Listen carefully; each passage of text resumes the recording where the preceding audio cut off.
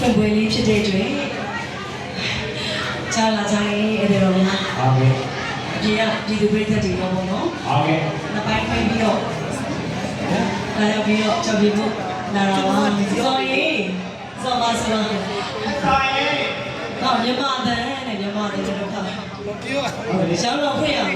ဟုတ်အမဒီကောင်းစီပိုင်စီလေးလောက်လိုက်ပါအမဒီဘက်ဆောင်နေဒီဘက်ဆောင်နေအောင်စီပိုင်စီလေးနဲ့အောင်စီပိုင်စီလေးလောက်လိုက်ပါရှောင်းတော့ဖွင့်ပေးစီဟုတ်ကဲ့အောင်ဒီအောင်ကြပါစီအောင်ဒီပိုင်လေးစီအောင်တဘူရက်နေတယ်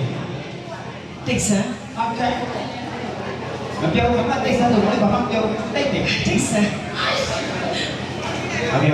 ဒီလာမီကိုတော့ပြီးစမယ်ခြေစင်းလေးနဲ့စကြတယ်ဆိုရင်ကားရှုံးခုပဲရန်နေမှာစပြီးတော့ဟုတ်ကဲ့အောင်မြင်ပါစေအမြဲပါစေခိုင်ပါစေပိုင်ပါစေဆိုရဲအထိတ်နဲ့မိတ်နဲ့အောင်စီပိုင်ဆိုတဲ့တခြင်းလေးနဲ့မောက်ဝခံချက်ပေးချင်ပါတယ်ဟုတ်ကဲ့ခါပြီးတော့လည်းနာမတော်ရှိပါတယ်ဇဘူဒီပါလက်ရတောင်ကျော်ဩဘာမိတ်တော်နဲ့ကောင်းတဲ့လက်ပဲအကောင်းတဲ့စကားလုံးတွေပြောတာနာမတော်မှုရှိပါတယ်ဒါကြောင့်အောင်မြင်မှုဆိုတဲ့အတိုင်းကျွန်တော်ဘာကြီးအောင်ပါစေဆိုတဲ့အဲ့ဒီချင်းနဲ့ရွေးကံကပြီးတော့ဒုတိယနဲ့ဆက်တယ်ကျွန်တော်အဲ့ပါပါတယ်ကဲနားစင်မယ်နော်ဟုတ်ပြီ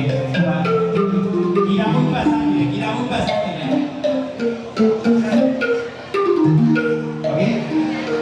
အောင်စီပိုင်စီနိုင်စီပွေပါ